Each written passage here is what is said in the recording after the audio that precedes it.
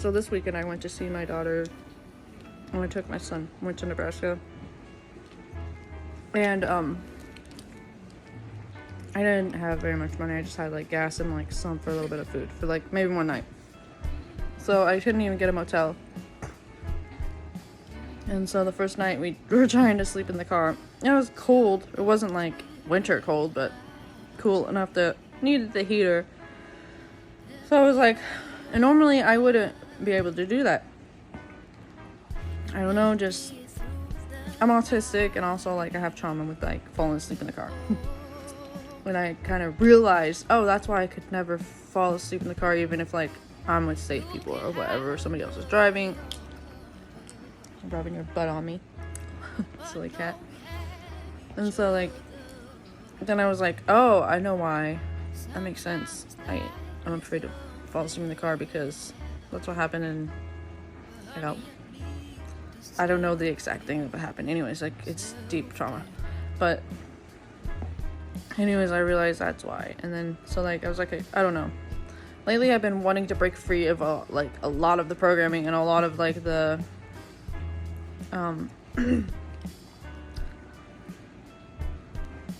like me needing to, I have to be living in a house. But like I kind of like as a teenager I wanted to like live in a van or travel like that, just like I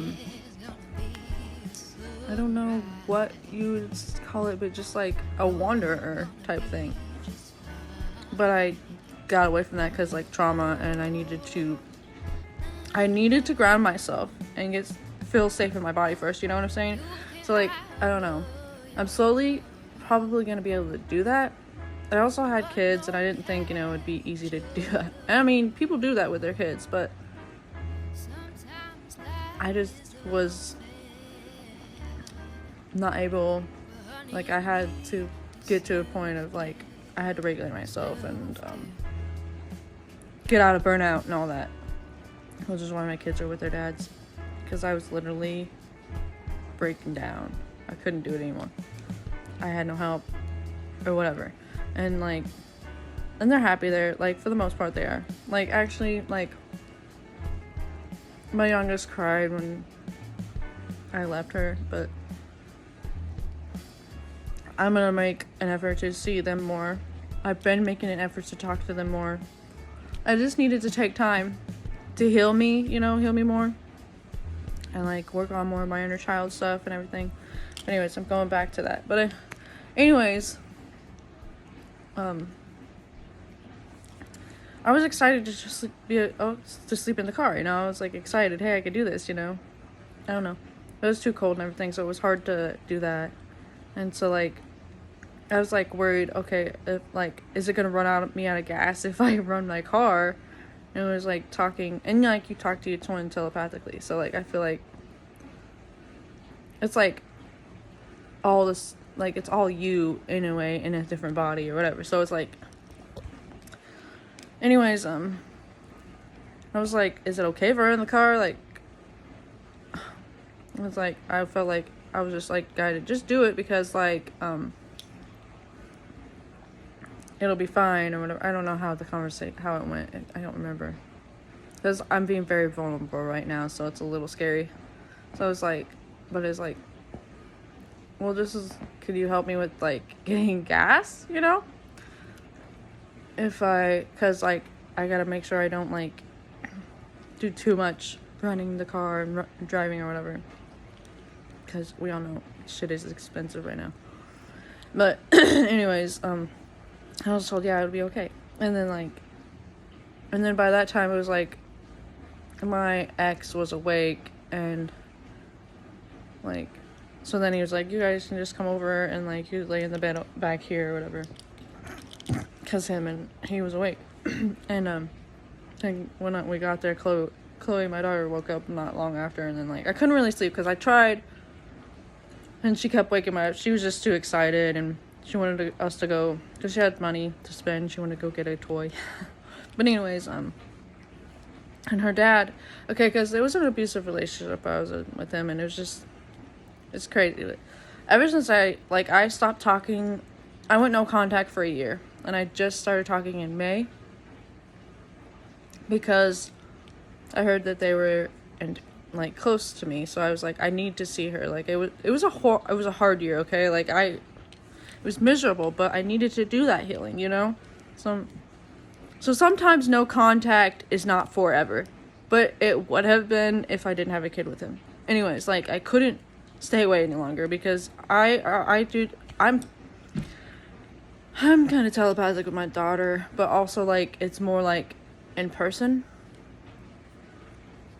because I'll get to that. But like anyways, like she actually helped me realize that I got telepathic, like I could hear people telepathically asking me for things. Like it's crazy. It's like she would do that, ask me for, like the first time I heard it, she was asking me for a specific sippy cup to put her stuff in, and it comes in as like, can you get her this? You know, it's just weird.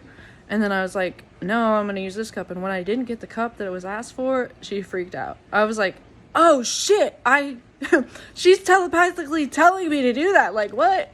Anyways, I'm really rambling today. But it's not a bad thing. It's not a bad thing to me.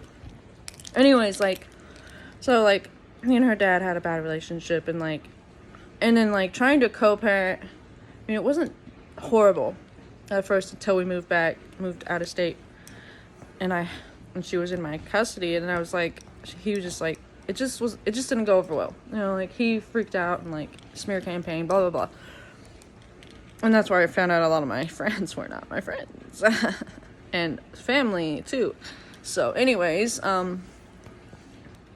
so I was nervous to do the break the no contact, but I was like, you know what, I'm ready for this. I don't care. He could say whatever, and I'm not even gonna let it bother me. And he did try it first. Like when we first, but I didn't care, because like even when I sent it to my roommate, I sent the screenshots to him, and like I sent it to my mom when I was still talking to her, and they both kind of like were like they got upset about what he tried to say, and I was like, I don't even fucking care. It didn't faze me. I'm excited. I get to see her, you know, like I don't know. But anyways, ever since then, we've been civil, so like it's good, it's nice, you know. So like I don't know. So, and it sometimes can make me think, was he really that bad? Yeah, okay, he was, okay? It was bad. It wasn't. But also, I think I've just done enough healing personally. It doesn't matter. Like, it's not, like, he probably just knows that nothing, it's not, I don't know, but it doesn't matter. What matters is like, he paid for a motel that, like, the next night. We were only supposed to stay one night. But we stayed the next night because he paid the motel, and then he also got us like some food for the next night and whatever. And so like I heard like telepathy. I was just like it's just like I just knew what happened, you know. Like your twin will do stuff like that, like manifest stuff like that or whatever, you know, like, you know, take care of you like that. Mine does. I feel like mine does. Like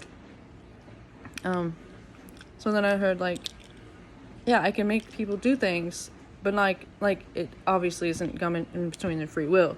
So that gave us another conversation.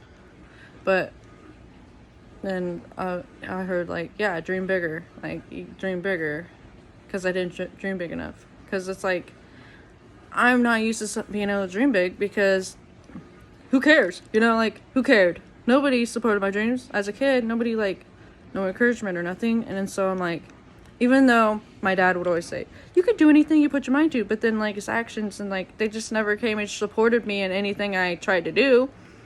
Like, work was always more important. Housework was always more important. So it's like, I don't know. So I'm still learning that, yeah, I'm allowed to have dreams. Anyways, I have to go. I have to make another one.